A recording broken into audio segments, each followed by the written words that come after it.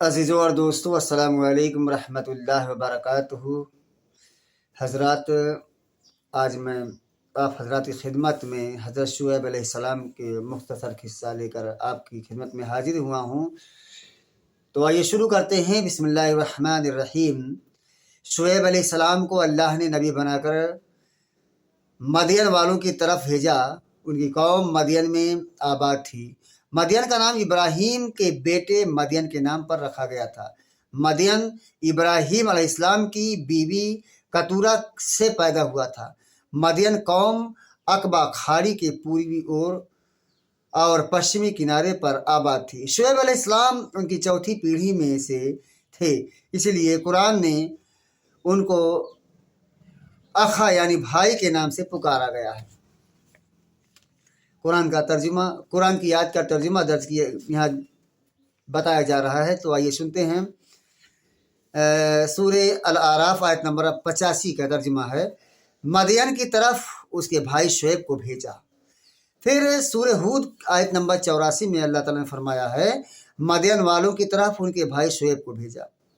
شعیب نے بھی دوسرے نبیوں کی طرح اپنی قوم کو ایک اللہ کی عبادت کی طرف بلایا، کیونکہ یہی سارے نبیوں کی دعوت کی بنیاد تھی۔ اسی کے ساتھ ان کی قوم بہت ساری دوسری برائیوں میں بھی پڑ گئی تھی۔ وہ ناپ تول میں گڑبڑ کرنے لگی تھی، لینے میں زیادہ تولتی تھی اور دینے میں کم۔ قرآن پاک کی الاعراف آیت نمبر 85 میں پھر اللہ تعالیٰ نے فرمایا، جس کا ترجمہ ہے، اس نے کہا، اے میری قوم والو، اللہ کی عبادت کرو، اس کے علاوہ تمہارا کوئی صلاح نہیں۔ تمہارے پاس تمہارے رب کی کھلی دلیل آ چکی ہے۔ تم پورا ناپو اور تولو، اور لوگوں کو ان کی چیزوں میں گھاٹا نہ دو، اور زمین میں فساد نہ مچاؤ جبکہ اس کا سدھار ہو چکا ہو۔ ناپ تول میں کمی سے زمین میں فساد پھیلتا ہے، کیونکہ لوگوں کے دل ایک دوسرے سے پھر جاتے ہیں، جس سے پیار محبت ختم ہو جاتی ہے، جو فساد کی وجہ بن جاتی ہے۔ سورہ ہود آیت نمبر 84 میں پھر اللہ تبارک و تعالیٰ نے فرمایا ہے،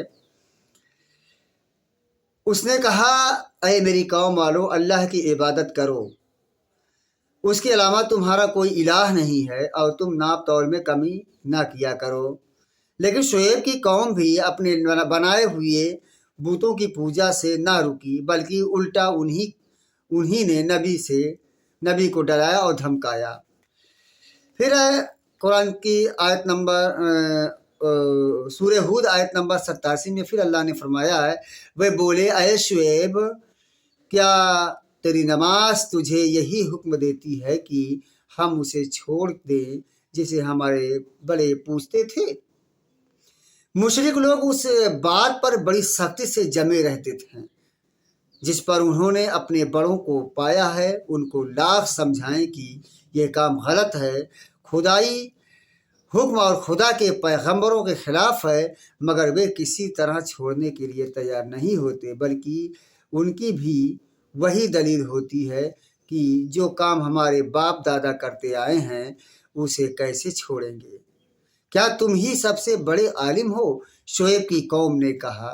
پھر قرآن پاک کی سورہ ہود آیت نمبر 87 میں آیا ہے، جس کا ترجمہ ہے، کیا ایک تو ہی صحیح ہے اور بھلا آدمی رہ گیا ہے؟ اور پھر وہ دھمکی پر اتر آئے، جس کا ذکر ہے سورہ الاعراف آیت نمبر 88 میں جس کا ذکر آیا ہے، تو اس کا ترجمہ ہے، اسی قوم کے سرداروں نے جو اپنے آپ کو بڑا سمجھتے تھے کہا، اے شعیب، ہم تجھے اور ان لوگوں کو جو تمہارے ساتھ ایمان لائے ہیں اپنی بستی سے نکال دیں گے، یا پھر تمہیں ہماری ملت میں لوٹ آؤ۔ اور پھر انہوں نے اپنی قوم والوں سے بھی کہا۔ سورہ الاعراف آیت نمبر 90 میں اللہ نے فرمایا ہے، اس کی قوم کے سرداروں نے جنہوں نے انکار کیا تھا اپنی قوم کے لوگوں سے کہا، اگر تم شعیب کے چاہنے والے بنے تو بے شک ہی تم گھاٹے میں پڑ جاؤ گے۔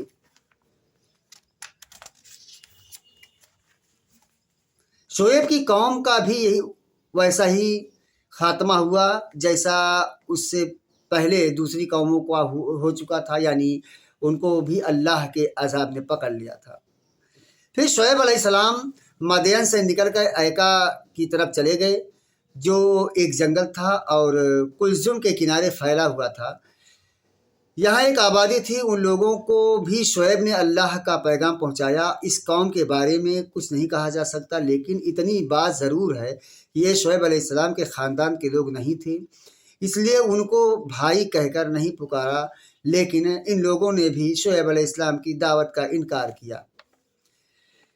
कुरान पाक के सूरह अशूरा आयत नंबर 176 से 178 में है, जिसका तर्जुमा है अल ऐका यानी जंगल के रहने वालों ने भी रसूलों को झुठलाया जब उनसे शुएब ने कहा, क्या तुम लोग अल्लाह से डरते नहीं? बेशक ही मैं तुम्हारे लिए एक भरोसेमंद रसूल हूँ।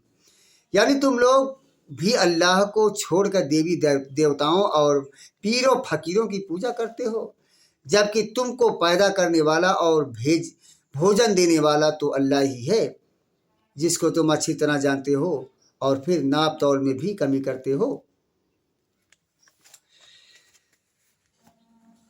कुरान पाक की अशूरा आयत नंबर 189 में आया है, जिसका तर्जुमा है, उन्होंने उसे झुठला दिया तो साए वाले दिन के अज़ाब में उन्हें आ लिया। इस प्रकार कुरान एक एक कौम का जिक्र करता है जिनकी तरफ रसूल भेजे गए हैं। उन्होंने रसूलों को झुठलाया, फिर उनका अंजाम बहुत बुरा हुआ। नबी मोहम्मद सल्लल्लाहु अलैहि वसल्लम के सच्चे रसूल हैं, अल्लाह के सच्चे रसूल हैं जो कुरान लेकर आए। अब अगर तुम लोगों को इनको और उनकी लाई हुई किताब कुरान को झुठलाया तो तुम्हारा अंजाम भी वैसा ही होगा जैसा पिछली कौमों का हुआ है। शुएब अलैहिस्सलाम ऐका के असाब के बाद कहाँ गए, इस बारे में कुरान और हदीसों में कुछ नहीं आया है, लेकिन जैसा कि इससे पहले कहा जा चुका है कि कुछ उलमा का ख्याल है कि वे दूसरे नबियों की तरह मक्का चले गए और वहीं उनका इंतकाल हो गया। लेकिन इस ख्याल का पूरा भरोसा नहीं किया जा सकता। कुछ का ख्याल है कि वे ऐका की तबाही के बाद भी ऐका के जंगलों में अल्लाह की इबादत करते रहे और वहीं उनका आपका इंतकाल हो गया और दफन कर दिए गए। रही बात यह कि वे किस ज़माने में पैगंबर बनाए गए, तो इस बारे में कुछ उलमा का ख्याल है कि वे वही शुएब अलैहिस्सलाम हैं जिनकी मुलाकात मदियन में मूसा अलैहिस्सलाम से हुई थी और अपनी एक लड़की से उनकी शादी कर दी। कुछ दूसरे उलमा का ख्याल है कि शुएब कोई और नबी नहीं, उनका मूसा अलैहिस्सलाम से कोई ताल्लुक़ नहीं। मदियन के जिस पुरोहित ने मूसा अलैहिस्सलाम की मुलाकात हुई थी वह कोई दूसरा भला आदमी था, जैसा कि तौरात में आया है कि वह मदियन का बड़ा पुरोहित था जिसका नाम पसरोन था। और यही ख्याल इब्न अब्बास और दूसरे उलमा का है। देखिए इब्न तैमिया और जामिया रसाइल रहे शुएब तो उनका वक्त मूसा अलैहिस्सलाम से पहले का है और कुरान भी इसी की तरफ इशारा करता है। सूरा अल आराफ में मूसा अलैहिस्सलाम का जिक्र नूह, हूद, सालेह, लूत और शुएब अलैहिस्सलाम के जिक्र के बाद आया है।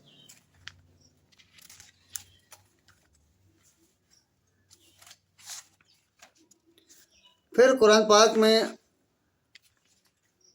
सूरह आराफ आयत नंबर 103 में है, जिसका तर्जुमा है, फिर उनके बाद हमने मूसा को अपनी निशानियों के साथ फिरौन और उसके सरदारों के पास भेजा। इसी तरह सूरा हूद में अल्लाह पहले तो हज़रत नूह का जिक्र किया, देखिए आयत नंबर 25, फिर हूद का जिक्र किया, देखिए आयत नंबर 50, और फिर सालेह का जिक्र किया, देखिए आयत नंबर 61, फिर इब्राहिम का जिक्र किया, देखिए आयत नंबर 69, फिर लूत का जिक्र किया, देखिए आयत नंबर 77, फिर शुएब का जिक्र किया, देखिए आयत नंबर 84, और फिर मूसा अलैहिस्सलाम का जिक्र किया, तो देखिए आयत नंबर 96।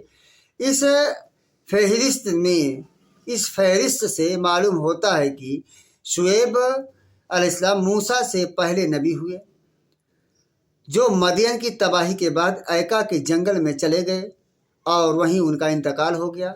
پھر مدین دوبارہ آباد ہوا، بالآخر موسیٰ مصر سے نکل کر وہاں چلے گئے۔ وآخر الدعوانا الحمدللہ رب العالمین۔